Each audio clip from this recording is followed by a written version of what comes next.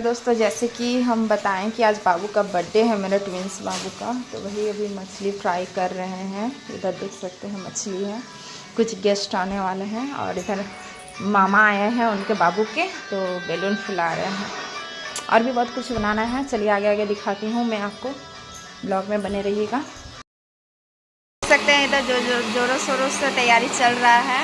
इधर हमारी कुछ फ्रेंड है, वो लोग हेल्प कर रही हैं और उधर डेकोरेशन का काम हो रहा है, उधर खीर बन रहा है और उधर बैलून फूल गया है और इधर मैं अभी मछली फ्राई कर रही हूँ और सब्जी बना रही हूँ।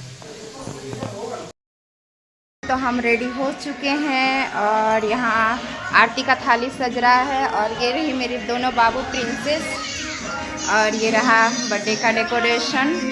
और इधर अभी खाना पीना है, अभी गेस्ट आए नहीं हैं, अभी आएंगे।